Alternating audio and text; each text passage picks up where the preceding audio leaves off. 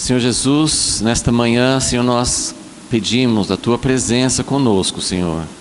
Reconhecemos, ó Deus, a nossa limitação, a limitação da nossa mente, a limitação do nosso coração, de entender tudo que o Senhor quer falar.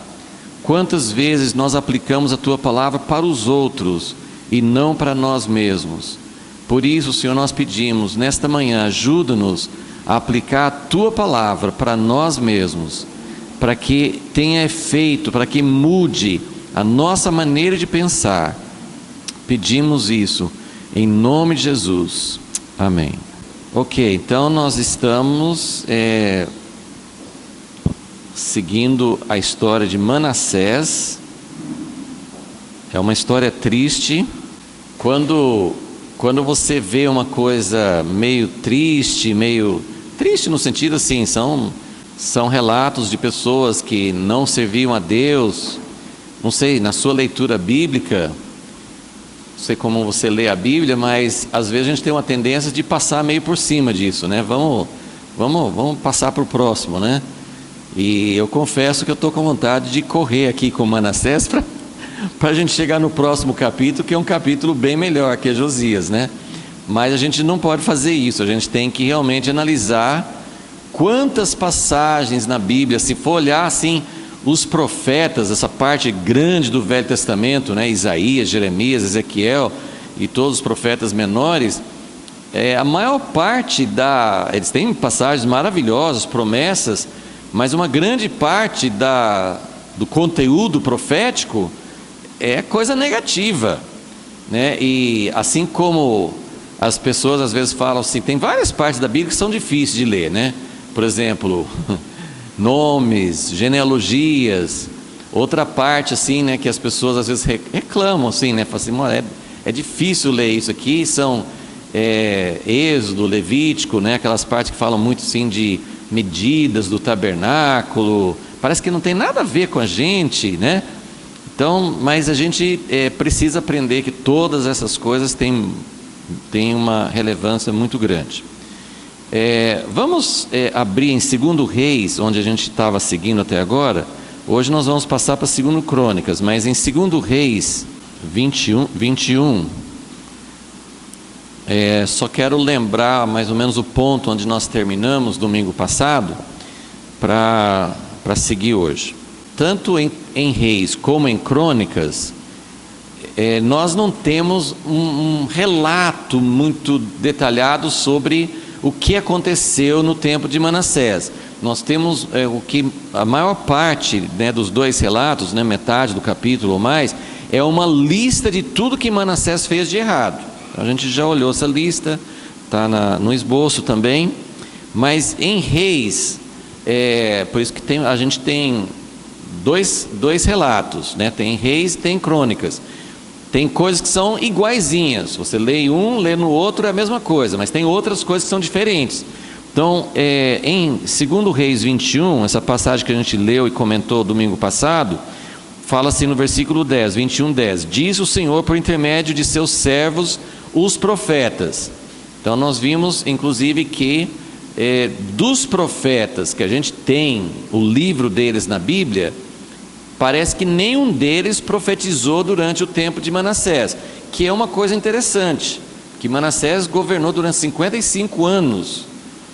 Se não fosse esse versículo aqui, a gente até falaria, puxa, mas não tinha profeta no tempo de Manassés? Mas aqui fala que disse o Senhor por intermédio de seus servos, os profetas. Então, não temos esses profetas na Bíblia, mas nós temos esse versículo aqui que nos diz que tinha profetas durante o tempo de Manassés, ok? Depois nós vamos ler em Crônicas. Crônicas fala mais claramente que Deus mandou os profetas, mas o povo não deu atenção. Mas aqui fala assim, diz o Senhor por intermédio de seus servos profetas.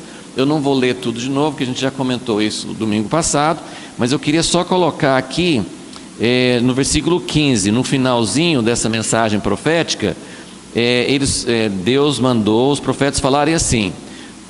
Vou começar no versículo 14: desampararei o restante da minha herança, entregá-lo-ei na mão de seus inimigos, tornar-se-ão presa e despojo para todos os seus inimigos, porque fizeram o que era mal aos meus olhos, e me provocaram a ira. Agora, o ponto que eu quero deixar, a gente falou no domingo passado, mas eu quero pegar desse ponto para frente e lembrar disso, que diz assim: desde o dia em que seus pais saíram do Egito até hoje. Então, na nossa aula passada, a aula do domingo passado, foi mostrando como o cálice da ira de Deus vai enchendo. Então, Manassés foi um rei muito perverso, mas o juízo de Deus que foi decretado nesse reinado, o tempo de Moisés foi o tempo, eu não sei, começa com M, toda hora eu estou falando Moisés. O tempo de Manassés foi o tempo em que Deus, foi um momento na história, porque até então, não usando Deus como pais ou mães que ficam falando: se você fizer isso de novo, você vai apanhar. Se você fizer isso de novo, você vai apanhar. Se você fizer isso de novo, você vai apanhar. E parece que não tem palavra, né? Mas na verdade, Deus também faz isso, mas porque Ele está dando chance para a gente se arrepender. Então, chega uma hora em que não tem mais aviso. Deus já avisou, Deus já avisou, Deus já avisou. E é isso que nós vamos falar um pouco mais hoje. Que o tempo de Manassés, o reinado de Manassés, esse período, foi quando Deus, que já tinha falado: olha, se vocês não se arrependerem, eu vou cumprir. Isso é coisa falada desde o tempo de Moisés. Em Deuteronômio, Deus falou: se vocês não guardarem a lei, se vocês não guardarem minha aliança, eu vou usar várias medidas. Lembra? Deuteronômio 28, um capítulo comprido, que Deus fala assim, olha, e tem Levítico também, tem outros lugares, que Deus falava: se vocês não guardarem a minha aliança, se vocês não forem fiéis, eu vou usar várias medidas. Deus vai mandar avisos pelos profetas, Deus vai fechar os céus para não chover, Deus vai permitir enfermidades, Deus vai permitir que os inimigos ataquem e tomem a lavoura, tomem as riquezas, os recursos que eles têm. Então tem muitas medidas que Deus vai usando, e Deus vai aumentando o grau da disciplina.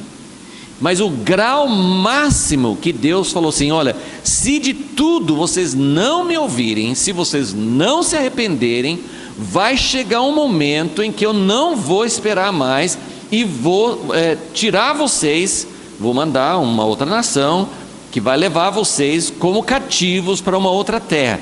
Essa era a medida máxima, era o ponto máximo da ira de Deus.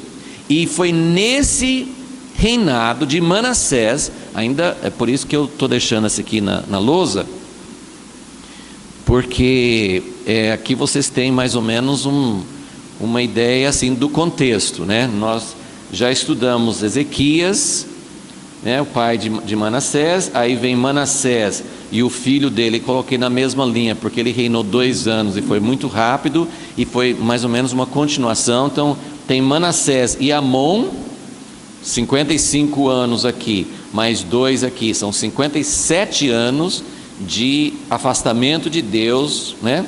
Depois vem, eu coloquei aqui na frente, né, assim, para você ver que houve uma alternância, né? Acaz foi muito ruim, Ezequias foi muito bom, Manassés e Amon foram maus, aí vem Josias, 31 anos de governo de Josias, mas Josias começou com 8 anos, depois a gente vai falar sobre isso, mas só uma observação aqui que é interessante: Josias começou a governar com 8 anos de idade, e a Bíblia fala que depois de 8 anos, ou seja, 8 mais 8, 16, então quando Josias tinha 16 anos, né, que ele tinha um pouco mais de idade, mais de entendimento, foi aí que ele começou a fazer uma reforma.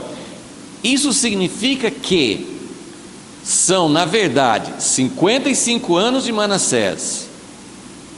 Aí também assim, Manassés começou com 12 anos de idade. Será que ele começou a fazer o que era mal no primeiro ano? Nós não sabemos. Então assim, às vezes tem um período Será que o povo, depois de Ezequias, o povo continuou servindo a Deus por um tempo? Não sabemos, mas contando aqui, 55 anos de Manassés, mais 2 de Amon, 57, mais 8 de Josias, que Josias não estava sabendo de nada. Ele foi coroado rei porque o pai dele, Amon, foi assassinado. Ele governou 2 anos porque ele foi assassinado. Então ele foi assassinado, o filho dele só tinha 8 anos. Então, nesse período, provavelmente tinha algum tipo de regente, alguém que estava tomando as decisões, mas a Bíblia só fala que Josias começou a fazer limpeza, a fazer o povo voltar para Deus, quando ele tinha 16 anos. Então nós temos mais 8 anos aqui, provavelmente, que o povo continuava longe de Deus. Aí dá 65 anos, né, de afastamento de Deus, ok? Depois vai ter 4 reis maus, depois de Josias, aí vem o cativeiro. Então isso aqui, eu estou sempre voltando a isso, porque é bom a gente ter uma ideia da sequência do que está acontecendo. Mas olha só, Deus decretou, Deus tomou uma decisão. Não sabemos em qual ano do reinado de Manassés, mas nós vamos ler alguns versículos hoje que mostram isso. Durante o reinado de Manassés, Deus decretou: o povo de Judá vai para o cativeiro. Agora Deus ainda esperou. Josias foi bom, talvez se Josias não tivesse sido bom, o cativeiro teria vindo mais rápido. Deus faz isso, Deus adia, Deus antecipa, né? Deus anula a sentença de juízo dele. Se o povo se arrepender, Deus pode anular, falar assim, não vou mais. Porém, nesse caso de Manassés, nós vamos ver que a gente está falando sobre uma linha. Tem uma linha que você pode passar, eu posso passar. A gente pode se arrepender, a gente pode se afastar de Deus e se arrepender, se afastar de Deus e se arrepender. Isso acontece com indivíduos. Em algum momento, a pessoa individual pode passar uma linha. A gente não sabe onde tem essa linha, Deus não revela isso, a gente não tem direito de falar com ninguém que passou da linha. Como é que a gente sabe que existe uma linha que não volta mais? Porque a pessoa não encontra mais arrependimento, o coração endurece e não tem mais arrependimento. Então isso acontece. A Bíblia fala sobre Esaú, não talvez no sentido de que Esaú não a Bíblia não fala se as pessoas, os personagens que contam na Bíblia, a Bíblia nunca fala, esse cara foi para o inferno, esse cara não foi. A Bíblia não dá esse tipo de informação. A Bíblia só fala em Hebreus 12 que Esaú buscou arrependimento e não achou. Então essa frase não fala que Esaú passou da linha. Eu só estou usando o exemplo de Esaú porque existe uma linha em que a pessoa não consegue mais se arrepender. Por isso que quando aquela famosa ideia assim, a pessoa que vive a vida toda praticando o que é mal e no fim da vida, como ladrão na cruz, se arrepende, então eu vou fazer isso. Eu vou viver uma vida fazendo o que eu gosto de fazer, né, servindo os prazeres do pecado, e depois eu me arrependo no fim. Esse raciocínio não dá certo por 2 razões. Uma, porque você não sabe quando é o fim. O fim pode acontecer quando você não está esperando e não dá tempo. Mas o problema pior não é esse. O problema é que o arrependimento não é... Você pode fazer uma oração, você pode repetir uma coisa, mas o arrependimento que é de coração, só o Espírito Santo produz na nossa vida. Claro que é com nossa aceitação. Aquela coisa misteriosa entre nós e Deus, em que você quer, o Espírito Santo move sobre a sua vida e você se arrepende. Mas isso não é uma coisa que a gente manda e desmanda. Você pode entrar, o coração passa por um processo progressivo de endurecimento, e quando o coração endurece além do ponto, ele não volta mais. Então isso acontece, essa linha existe na vida individual e essa linha também existe em relação a nações e também em relação ao mundo. O grande e terrível dia do Senhor vai ser quando o mundo, não uma nação, quando o mundo chegar ao ponto, tanto ao ponto da igreja querer Jesus, ser a noiva que Jesus está esperando. São duas coisas que vão acontecer para Jesus voltar. A noiva vai querer Jesus e vai falar: vem Senhor Jesus, vem Senhor Jesus, e Jesus vai ser atraído pela noiva. Mas outra coisa vai acontecer simultaneamente. Por isso que a gente fala: tem arrependimento, tem avivamento, tem coisas boas que Deus vai fazer, mas ao mesmo tempo o mundo está andando numa direção oposta, e vai acontecer como aconteceu com Manassés, que o cálice da ira de Deus vai se completar, e Deus vai falar assim: não posso esperar mais, eu preciso resolver o problema do mundo, ok? Então é por isso que é muito interessante a gente ver essas coisas que estão acontecendo nessa sequência aqui. Ok, então, agora voltando para o versículo 15 aqui, 2 Reis 21, 15. Eles fizeram o que era mal aos meus olhos, me provocaram a ira, desde o dia em que seus pais saíram do Egito até hoje. Então, esse decreto que Deus fez no tempo de Manassés, não foi apenas por causa de Manassés, mas por causa do acúmulo que vinha acontecendo desde o tempo do Egito. Por que demorou muito para o cálice de Deus encher? Mas sabe o que acontece? Durante esse período, desde o Egito até essa época, o cálice ia enchendo. Alguns períodos foram terríveis, mas depois o povo se arrependia. Eu acho, a Bíblia não fala assim, mas eu vou tomar a liberdade de usar essa expressão: o cálice esvaziava um pouco, tudo, sei lá, assim, quando a nação se arrepende, quando há um retorno para Deus, o cálice de Deus se esvazia. Alguma coisa, a Bíblia não usa essa expressão, mas alguma coisa aconteceu aqui com Ezequias, porque Acaz foi um rei que fez praticamente tudo o que Manassés fez. Por que Deus não decretou com Acaz? Estava chegando a um ponto muito perigoso. Só que veio Ezequias e começou a se arrepender. O cálice esvaziou, não totalmente, mas o cálice esvaziou. Só que depois, quando vem Josias, depois de Manassés, já não tem mais jeito. Então, no tempo de Ezequias, Deus não falou, está decretado.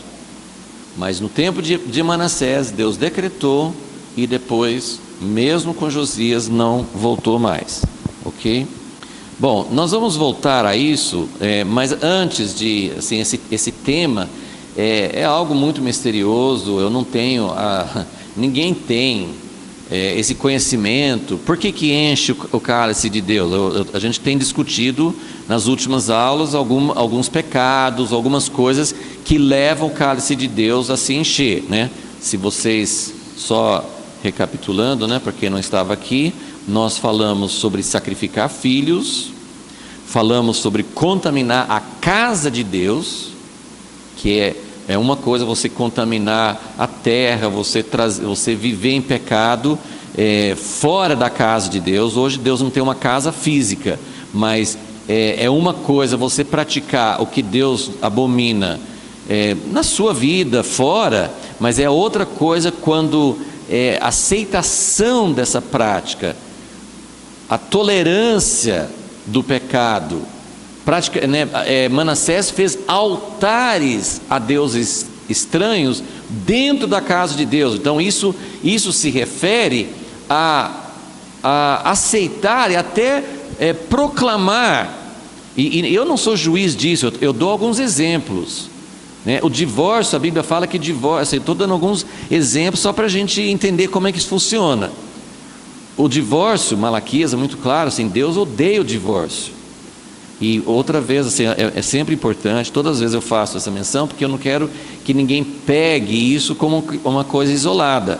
Existem situações de divórcio que são inevitáveis, mas nós estamos falando sobre divórcio por quebrar aliança, não porque o marido está, ou a mulher, um dos dois, assim, tem um ponto em que a aliança é quebrada que o outro não consegue manter mais, né? Tem casos de violência física. Então, assim, existem situações que eu não estou aqui para dizer todo mundo que é divorciado é culpado diante de Deus, não necessariamente, mas é uma coisa muito séria, mas o que eu quero dizer o divórcio que acontece na sociedade, acontece entre cristãos, de uma forma que não agrada a Deus, é uma coisa. Agora, quando você começa a aceitar e até ensinar dentro da igreja que tudo bem, que não tem importância, aí a coisa chegou num outro nível. Deu para entender a diferença? Então você contamina a casa de Deus, você já contamina o povo de Deus fora da casa de Deus. Você é um templo de Deus. Mas quando isso é ensinado e aceito dentro da casa de Deus, isso chega num outro nível. A questão de prosperidade, de materialismo, é uma outra questão difícil de colocar. Não é todo mundo que ensina que se você servir a Deus, Deus vai te abençoar financeiramente. Não é tudo errado. É muito misturado, é difícil de você fazer uma distinção. Mas se você coloca o Deus Mamon, se você coloca o materialismo como o alvo do cristianismo, você está entrando num nível muito sério. Entendeu o que eu quero dizer? Então, sacrificar filhos, contaminar a casa de Deus, derramar sangue inocente, isso está no esboço aqui, mas a gente acrescentou mais dois, a gente estava lendo mais alguns textos. Pecados sexuais são muito citados como uma coisa que leva ao ponto assim de Deus decretar esse tipo de juízo. E idolatria em geral, né? Todo tipo de idolatria. Aí depois, assim, todas as coisas que Manassés fez, né? Consultar médiuns, consultar, né, outras fontes, né?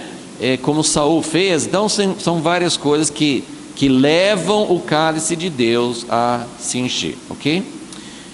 Muito bem, então nós vamos agora para 2 Crônicas. Nós vamos agora pegar uma parte do relato paralelo, porque Crônicas tem um relato, e é bem interessante isso, até a gente fica perguntando, por que Reis não falou sobre isso? Mas tem uma parte da vida de Manassés que não encontramos em 2 Reis. Então nós vamos para 2 Crônicas 33. 2 Crônicas 33. A primeira parte desse capítulo 33 é bem semelhante ao relato de 2 Reis. Então eu vou começar no versículo 9. Mas Manassés, 33:9, Manassés fez errar a Judá. Lembra que eu falei, o líder, o pai de família, mãe, qualquer tipo de líder tem uma responsabilidade dobrada. Se você permitir pecado na sua vida, você vai responder diante de Deus pelos seus pecados. Mas se você ensinar os seus liderados, sua família, né, um líder de igreja, alguém que influencia, livros, programas de televisão, qualquer coisa que influencia outras pessoas a fazer uma coisa errada, Deus responsabiliza muito mais, porque Manassés, versículo 9, fez errar a Judá e aos moradores de Jerusalém, de modo que fizeram pior do que as nações que o Senhor tinha destruído diante dos filhos de Israel. A comparação de Manassés não é com os reis de Israel, não é com algum outro rei de Judá, é com as nações que Deus expulsou de diante de Israel. É muito sério isso. Versículo 10: falou o Senhor a Manassés e ao seu povo. Como é que ele falou? Aqui não fala como é que ele falou, em Reis falou, né? Como é que Deus falou com Manassés? Pelos profetas, ok? Então é esse paralelo, né? Aqui em Crônicas não fala profetas, mas são os profetas que citou em Reis. Em Crônicas não dá a mensagem dos profetas. Então por isso que a gente vai comparando as duas. Falou o Senhor a Manassés e ao seu povo, porém não deram ouvidos. Quem não deu ouvidos? Nem Manassés e nem o povo. Então nós estamos vendo que não é só Manassés que é responsável, ele é o mais responsável, ele é o líder, ele tem uma responsabilidade dobrada, mas o povo também não ouviu, porque Deus falou com o povo. Gente, o líder pode ir num caminho errado. Se você escutar a voz de Deus, você pode se arrepender e voltar. Você não depende do líder para voltar. Nossa igreja não tem jeito, porque o pastor é assim. Não, em qualquer momento, o filho não precisa seguir o pai numa coisa errada, ou a mãe. Então, o povo não deu ouvidos. Ok. Então, toda essa parte daqui para frente, do versículo 11 para frente, não tem em Reis. Então, nós estamos vendo fatos que não tem no outro relato. Então, vamos ver o que fala aqui. Versículo 11. Pelo que o Senhor trouxe sobre eles os comandantes do exército do rei da Síria, os quais prenderam a Manassés. Deus ainda estava dando uma chance. Não foi o cativeiro ainda, não foi uma destruição total ainda. Eles prenderam a Manassés, colocaram um gancho no seu nariz, amarraram-no com cadeias de bronze. Olha que humilhação. Todo o povo, que eram os súditos dele, viram isso. Isso foi feito publicamente. Amarraram-no com cadeias de bronze e o levaram para Babilônia. Ok, então a Bíblia não fala por quanto tempo, nós só sabemos disso. Eu tenho sempre citado, é muito interessante a gente acompanhar. Tem uma Bíblia de estudo que ajuda você a acompanhar, chama Bíblia de Estudo Arqueológica, que tem muitas notas sobre achados arqueológicos que comprovam histórias da Bíblia. É muito interessante isso. Nós não temos, já falamos várias coisas que falam sobre Ezequias, tem comprovação dentro daquilo que eles acharam dos reis da Síria. Manassés é citado em alguns documentos, algumas coisas que eles acharam. Os documentos não falam sobre essa prisão, mas falam que ele foi obrigado a levar materiais de construção. Nesses achados arqueológicos não mostra especificamente Manassés, mas mostram outros reis, que os reis da Síria fizeram isso, de colocar um gancho no nariz e puxar, como se fosse um animal, né? Então era assim, tipo uma expressão máxima de humilhação, né? Então, essa história tem várias comprovações, dá para saber que realmente é verdade. Mas olha o que acontece no versículo 12. Por isso que eu falo, tenho sempre falado, é uma coisa importantíssima a gente guardar no coração. Nunca devemos desprezar a oportunidade de arrependimento. Eu não posso falar que nunca é tarde para se arrepender. Eu acabei de falar com vocês que é possível chegar a uma condição do seu coração que você não consegue achar arrependimento. Mas você nunca precisa fazer uma pergunta. Há muitos anos, um irmão muito precioso, muito companheiro da gente, ele era muito, às vezes, atacado assim via uma pessoa falar: olha, você fez isso de errado, e ele não conseguia achar o perdão de Deus. Aquilo ficava na mente dele, era assim, passava como se estivesse passando o gravador: você errou. E foi uma história, acho que eu já contei isso alguma vez, mas foi uma história, até se a gente olhar, que ele passava muita angústia, então não era engraçado.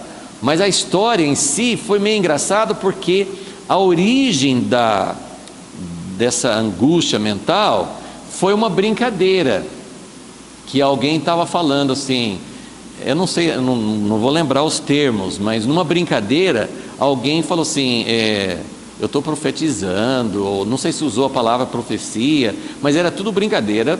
Até a história mostra que a gente não deve brincar com essas coisas, mas na brincadeira alguém falou assim, vai acontecer tal coisa, e estava assim meio brincando que era uma coisa que Deus estava falando, sei lá, no contexto. Eu sei que esse irmão, ele falou assim, profecia falsa.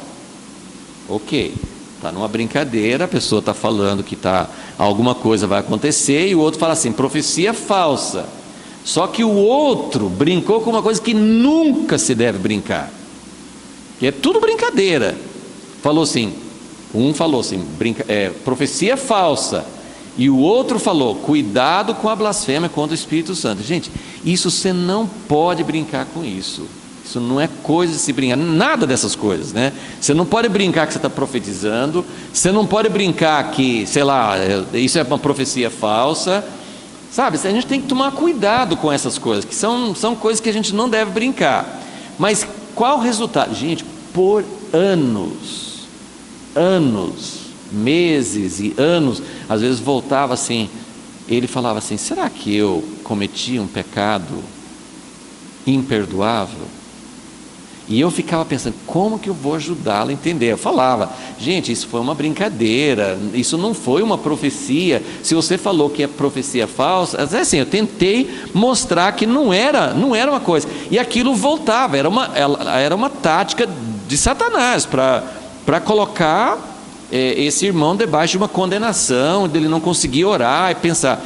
E finalmente, eu não sei se isso foi o que resolveu para a vida dele, mas essa experiência toda me marcou bastante, porque eu ficava pensando, como que eu vou ajudá-lo? Como que eu vou convencê-lo? E aí, assim, o que eu descobri, não lembro com quanto tempo, assim, mas o que eu cheguei à conclusão muito clara que, meu irmão, se você está preocupado que pecou contra o Espírito Santo, se você está arrependido, você quer se arrepender, se você tem esse coração sensível, que você quer, é porque você não pecou contra o Espírito Santo. A pessoa que peca, que passa, o que é pecado contra o Espírito Santo? É passar a linha, é isso que eu estou falando. Por que Jesus falou assim, não, você pode falar contra mim, Jesus falou, mas não fale contra o Espírito Santo, porque se você blasfemar contra o Espírito Santo, não tem perdão. Por que ele falou isso? Não é uma questão de palavras, é você rejeitar a ação do Espírito Santo até o ponto que nós não sabemos qual é o ponto. Quantas vezes Deus perdoa um pecado? Eu não sei, mas eu não quero descobrir. Eu não quero descobrir o ponto em que Deus não perdoa mais. Eu não vou ficar, sabe assim, cutucando a onça assim para ver assim quando que a onça vai ficar brava.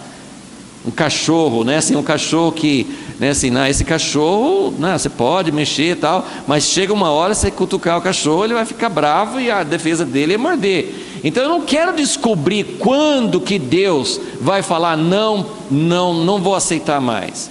Mas a questão é quando você realmente passar a linha, você não tem mais coração.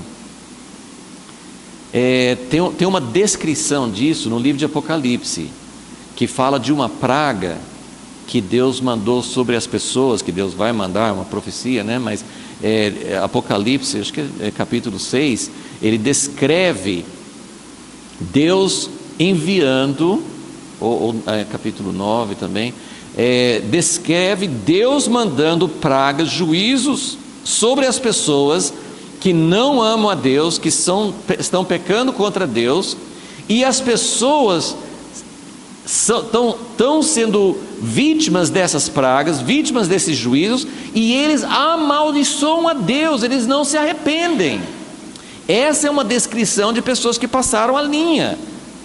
Eles estão vendo Deus pesar a mão e não conseguem se arrepender. Então esse é o ponto que a gente precisa saber. Se você tem um coração assim, Deus, será que eu fiz uma coisa muito, muito terrível? Deus me perdoa. Se o seu coração está sensível, você quer que Deus te perdoe, é porque tem chance, e não desperdice a chance. Não perca a chance. Se você tem um coração que sente capacidade de ficar triste por causa do pecado, não ignora. É como fala em Salmos e fala de novo em Hebreus: hoje é o dia da salvação. Por que muitas pessoas, muitos pregadores usam isso na hora do apelo, né? Venha hoje, porque você não sabe o que vai acontecer amanhã. É verdade, você não sabe o que vai acontecer amanhã. Você não sabe o que vai acontecer com você no seu coração amanhã.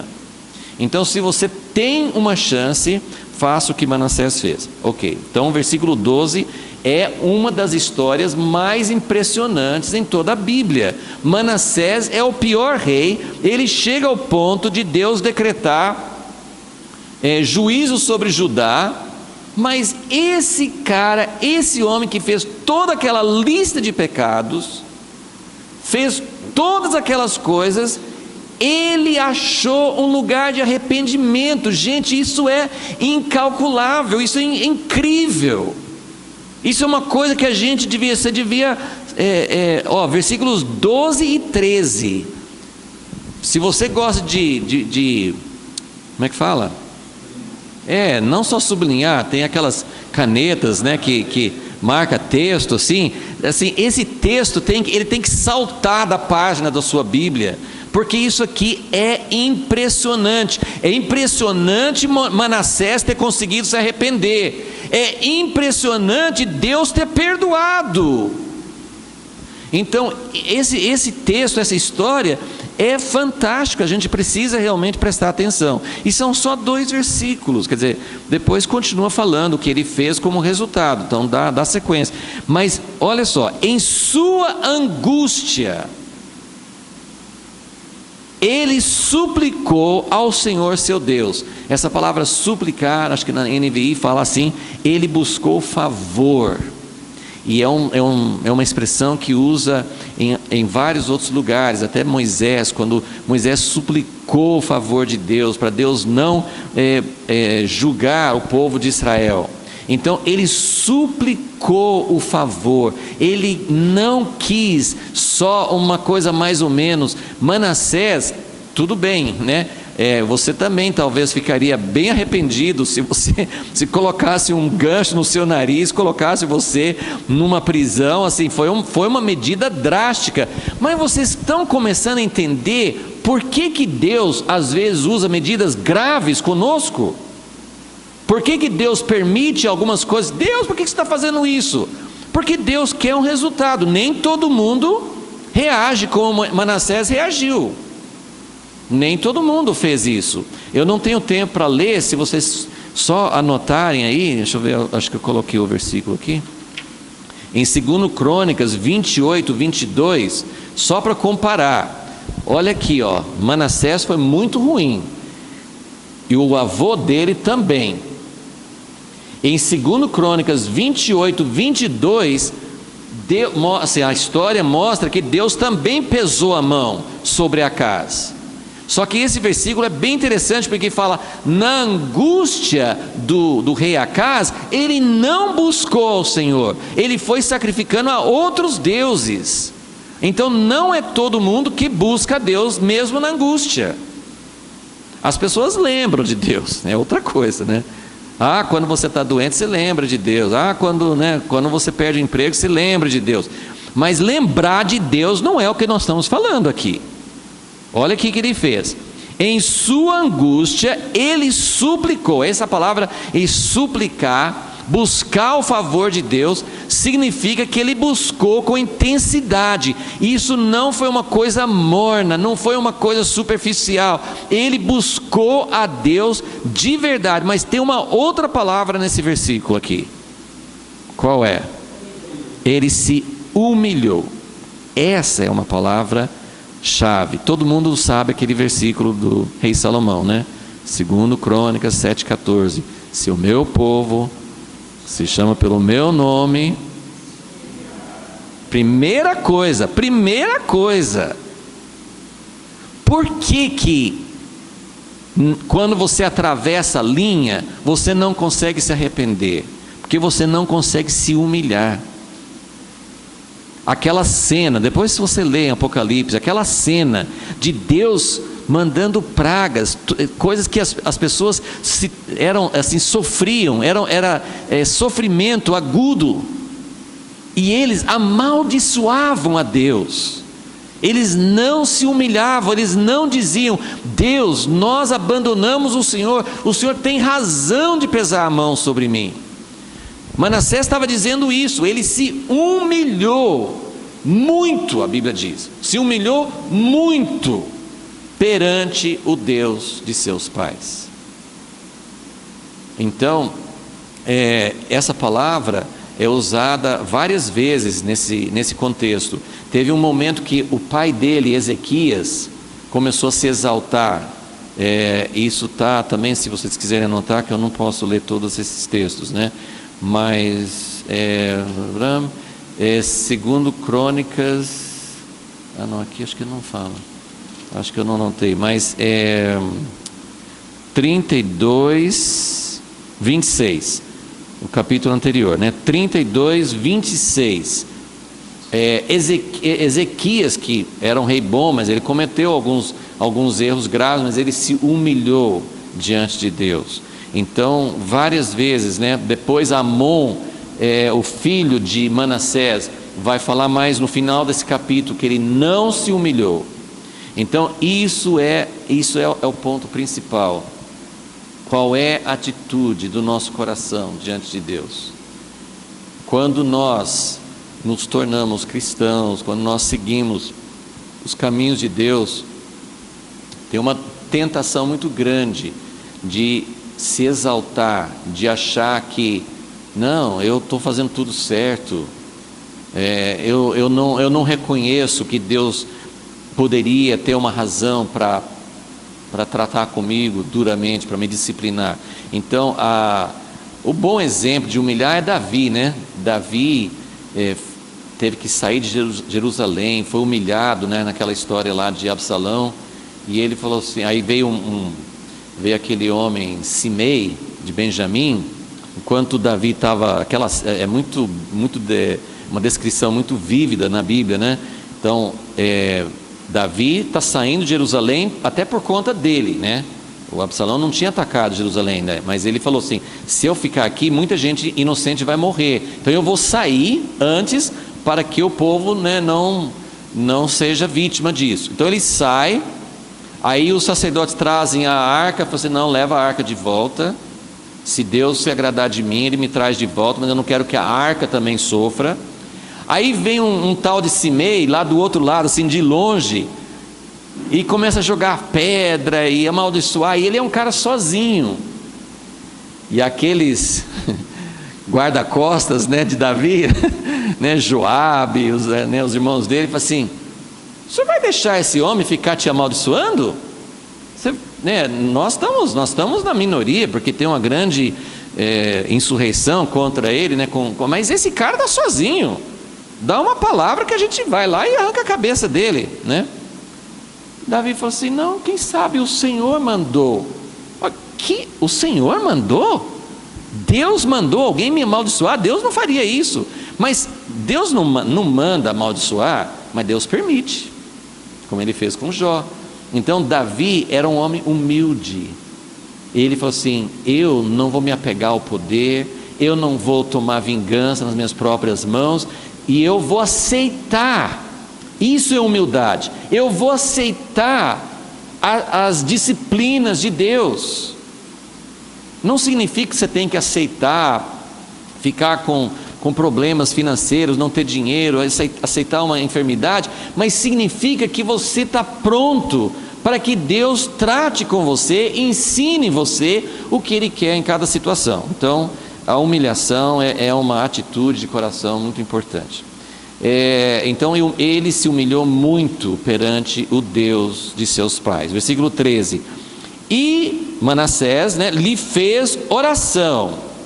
Agora aqui tem várias traduções um pouco diferentes, mas no fim vai chegar no mesmo resultado. Mas algumas traduções falam que Deus se aplacou para com ele, mas pelo que eu pude pesquisar, assim, tem mais o sentido assim, de que Deus se comoveu. Essa expressão tem vários lugares na Bíblia, sempre me toca muito. Gente, se coloque, a gente não consegue, né? Imagina assim, eu me sentir como Deus, né? Não dá, né? A gente não pode se sentir como Deus, a gente pode fazer, mas pense um pouquinho, você é Deus. Manassés, nós estamos lendo, não só Manassés, já vem de gerações anteriores, eles estão provocando Deus, a ira.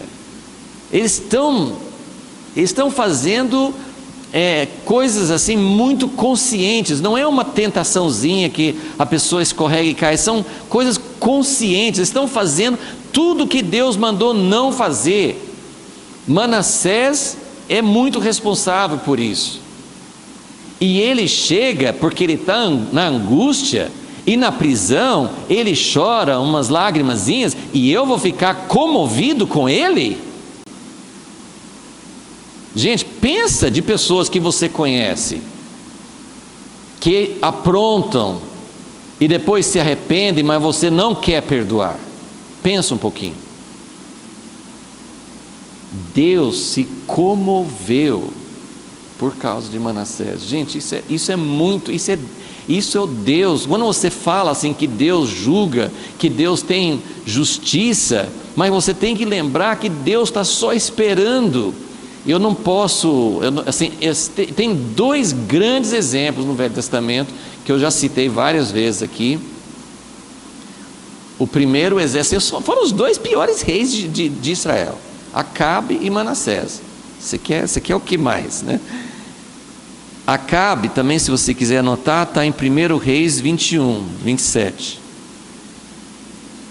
Acabe tinha acabado de cometer uma das piores coisas que ele fez como rei, que foi mandar matar Nabote. Lembra aquela história que ele queria a propriedade de Nabote, Nabote não quis dar para ele, aí Jezabel falou assim: você não é o rei, você faz o que você quiser.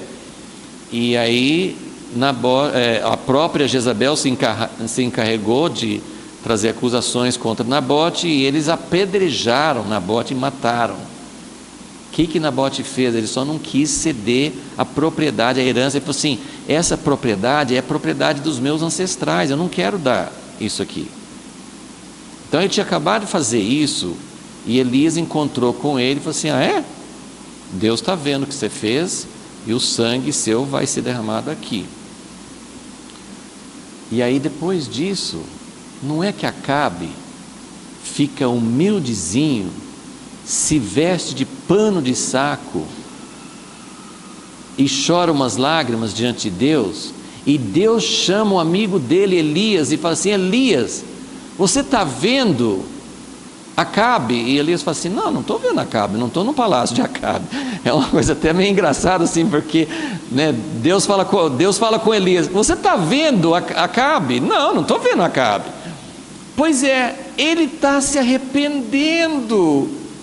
Esse homem terrível, esse homem que não tem coração, está se arrependendo. Não é isso que Jesus falou em Lucas 15? Um pecador que se arrepende é uma festa. Deus deixa as 99 ovelhas para ir atrás de uma, porque uma que ele consegue trazer de volta, não é que ele não está feliz com as 99, mas uma ovelha que se afastou. O erro é da ovelha, ela que se afastou. O bom pastor nunca teria permitido isso, ela que se afastou. Mas quando volta, há uma festa, e Deus está fazendo essa festa, porque Deus quer isso acima de tudo. Você não pode ler os profetas, Isaías, Jeremias, Ezequiel e todos os outros, sem ver esse coração de Deus. Ele fala de novo: mas vocês não vão voltar? Eu vou ser obrigado a usar uma disciplina mais pesada. Deus chora, Deus não quer usar a disciplina, Ele quer trazer as pessoas de volta. E quando alguém volta, ele fica comovido. Essa oração fez o coração de Deus ficar comovido. Versículo 13: Deus se comoveu para com ele, ouviu a sua súplica, tornou a trazê-lo a Jerusalém, ao seu reino. E então conheceu Manassés que o Senhor era Deus. Gente, isso é maravilhoso, é tremendo, tremendo, tremendo. E para o crédito de Manassés, ele manteve a posição. A Bíblia não fala quantos anos isso foi, né, assim, nesses 55 anos, quantos anos ele fez o que era mal e depois disso, mas olha, vamos ler o restante aqui. Quando então Deus permitiu que ele voltasse, versículo 14: depois disto reedificou o muro de fora da cidade de Davi, ao ocidente de Gion, no vale, até a entrada da porta do peixe, rodeando até Ofel. Também o levantou muito alto, pôs comandantes militares em todas as cidades fortificadas de Judá. Ele começou assim, isso sempre, todos os reis bons, eles tiveram a graça de fortalecer o povo e de levantar defesas, e é o que a igreja precisa de defesas contra o inimigo. Então o inimigo estava dentro de Israel, o próprio rei estava levando o povo a pecar. Agora ele muda, né? Deus mudou o coração dele e ele começa a levantar defesas do povo contra os outros inimigos. Mas olha só, versículo 15: tirou da casa de Deus. Ele começa a desfazer o que ele fez. Isso é arrependimento. O arrependimento, ele começa com essa atitude: humilhação, súplicas a Deus, um coração totalmente mudado, voltando para Deus. Mas o arrependimento precisa ter frutos. Um arrependimento, lá no outro caso de Acabe, a gente não tem nenhum sinal de que Deus festejou com Elias. E Deus até falou, olha, uma coisa assim que, outra vez, eu e você, nós não faríamos isso, que Deus sabe do coração. Então Deus sabia que Acabe não estava mudando todo o jeito dele de agir, mas mesmo assim Deus falou com Elias. Está vendo? Deus quer mostrar que o arrependimento produz resultados. Então ele falou com Elias, lá em 1 Reis 21, ele falou, está vendo o Acabe como ele está arrependido? Então eu não vou trazer o juízo no tempo dele.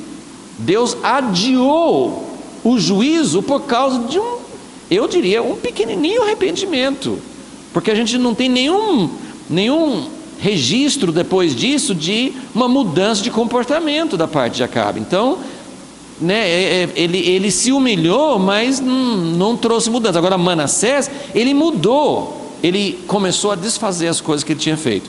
Tirou da casa do Senhor os deuses estranhos, o ídolo, como também todos os altares que tinha edificado no monte da casa do Senhor em Jerusalém, os lançou fora da cidade. Então reparou o altar do Senhor, ofereceu sobre ele sacrifícios de ofertas pacíficas e de ações de graça.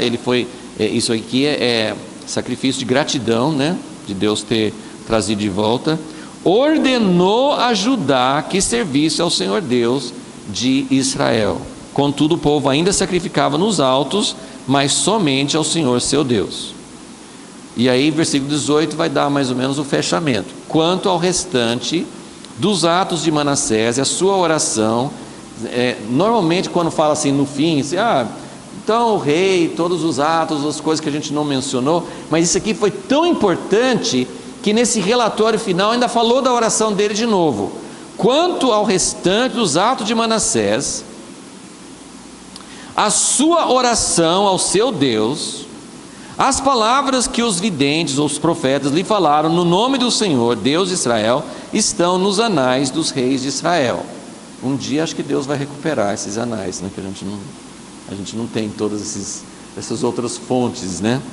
Versículo 19, a sua oração, de novo, fala da oração dele, a sua oração, como Deus se aplacou para com ele, como também todo o seu pecado, infidelidade, os lugares onde ficou altos, pôs postes ídolos, imagem e escultura, antes que se humilhasse.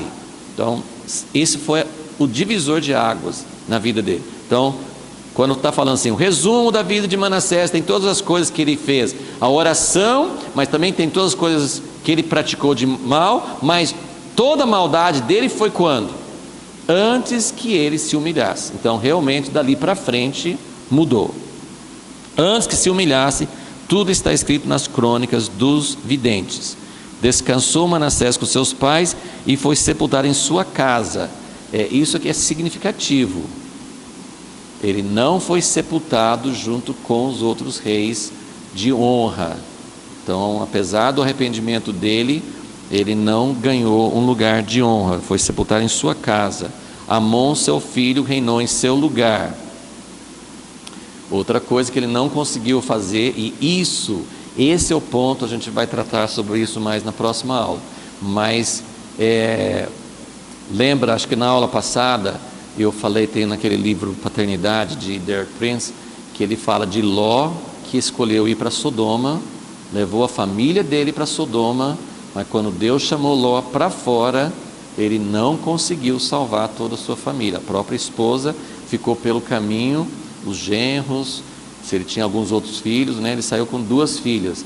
Então a frase que eu nunca esqueci: você pode levar a sua família para Sodoma e um dia se arrepender e sair de lá, mas eu não posso garantir que você consegue tirar a sua família de lá. Isso aí, nossa, isso aí ficou, eu era solteiro, eu era novo, eu nunca esqueci dessa frase. Nunca esqueci, uma frase muito importante. Manassés se arrependeu, mudou bastante coisa, mas o filho dele não conseguiu salvar e não conseguiu reverter a decisão de Deus sobre a nação. Nós só vamos ler esse restante do capítulo que fala sobre Amon. Era Amon da idade de 22 anos, quando começou a reinar. 2 anos reinou em Jerusalém. Fez o que era mal aos olhos do Senhor, como havia feito Manassés seu pai, antes de se humilhar. Sacrificou Amon a todas as imagens de escultura. Isso significa que Manassés também não conseguiu destruir tudo, ou ele refez, a gente não sabe direito, mas sacrificou Amon a todas as imagens de escultura que Manassés seu pai tinha feito. Então, gente, isso é muito sério. Manassés se arrependeu, Manassés teve uma mudança de coração, mas ele não conseguiu mudar o próprio filho. Olha o versículo 23, enfatizando de novo a necessidade de se humilhar. Mas não se humilhou perante o Senhor. Ele fez outras coisas iguais ao pai dele, mas essa parte do pai dele não pegou. Ele não se humilhou perante o Senhor, como Manassés seu pai se humilhara. Pelo contrário, multiplicou Amon os seus delitos. Então aqui você tem um contraste, né? Manassés se arrependeu e houve perdão para ele pessoalmente, né? Deus aceitou o arrependimento de Manassés, mas aqui Amon não se humilhou e pelo contrário multiplicou ainda mais a culpa dele. E aí vem Deus, nessa ocasião Deus já não estava mais com paciência para deixar Amon ficar 20, 30, 40 anos. Conspiraram contra ele os seus oficiais e o mataram em sua casa. Então o povo da terra matou a todos que conspiraram contra o rei Amon e fizeram reinar em seu lugar a Josias, seu filho. Isso aqui a gente já falou várias vezes, mas é bem interessante. Deus permitiu, assim, na Bíblia não fala Deus mandou matar Amon, como ele mandou Jeú matar a casa de Acabe, mas nesse caso, assim, ele não mandou. Deus permite a Síria levar o povo para o cativeiro, a Babilônia também, mas depois ele julga aqueles que exercem essa sentença, porque eles fazem com intenções erradas. Então aqui Amon recebeu uma sentença de juízo de Deus. Deus tirou a vida dele, Deus permitiu isso. Só que as pessoas que mataram foram também condenadas, porque eles fizeram com toda certeza por um motivo errado, entendeu? Então é bem interessante isso. Eu gosto de aplicar isso para divisões na igreja, porque quando tem uma coisa errada na igreja, errada na liderança, sei lá, alguma coisa errada, muitas vezes as pessoas se levantam e criam uma divisão. Nem toda divisão é por causa da liderança. Muitas divisões são feitas porque as pessoas querem ter o reino próprio, né? É sempre busca de poder. Mas quando alguém se levanta contra lideranças, mesmo que sejam lideranças como Amon, que Deus não estava defendendo Amon, mas quando as pessoas se levantam e causam divisões, aí Deus está tratando com os dois lados. Do lado de uma liderança que está em pecado, a divisão aconteceu porque eles não estavam, não estou falando sobre todas as divisões, mas pode acontecer isso, né? Do lado da liderança que estava em pecado, ou fazendo alguma coisa que Deus não aprovava, a divisão às vezes é um juízo de Deus sobre aquela liderança. Mas do lado das pessoas que fizeram a divisão, Deus também julga. É muito aplicável esse princípio aqui. Deu para entender? Deus permitiu que os oficiais do rei matassem o rei. Só que depois eles foram também julgados porque eles fizeram com motivo errado, ok? Só falta uma coisa, nós estamos quase terminando Manassés, tá? Mas nós ainda vamos falar um pouquinho sobre essa questão da sentença de Deus. Manassés se arrependeu, Deus aceitou o arrependimento dele, porém Deus não reverteu a sentença dele sobre Judá. Daí isso vai ser nosso assunto na próxima aula. Deus, nós sabemos que todas as épocas, todos os períodos, nós podemos fazer muitas aplicações ao nosso tempo, mas esse período tão perverso, de tanta maldade, como nós vimos domingo passado, essa lista de transgressões, toda essa lista está presente na nossa sociedade hoje. Isso nos mostra que o cálice da tua ira está chegando no limite. Agora, nós podemos ser instrumentos de anunciar, nós podemos ser pessoas que vão se arrepender individualmente, e podemos orar e buscar de ti que haja arrependimento também num sentido coletivo, para que realmente a tua ira possa ser afastada de cima da igreja, de cima do nosso país, de cima de outras partes do mundo. Tem muita coisa terrível acontecendo. Aqui no Brasil a gente percebe claramente que o teu favor não tem sido, não que o Senhor não ame, não tem nos dado muitas bênçãos apesar de tudo, mas nós vemos que algo está errado, as coisas não acontecem, nós não muda um governo, muda outro, talvez vai ter eleição e vai continuar tudo igual. Então, Senhor, nós queremos buscar de Ti, Senhor, algo que mude de fato, que mude corações, que mude a igreja, que mude alguma coisa, para que Teu favor possa estar sobre nós. Esse é o nosso anseio, Senhor, e que possa alcançar outros lugares como a Síria e tantos lugares que estão sofrendo anos e anos. Ó Deus, olha para teu povo, Senhor, olha para as pessoas que estão sofrendo, olha para os refugiados, olha, Senhor, para a situação do nosso mundo hoje.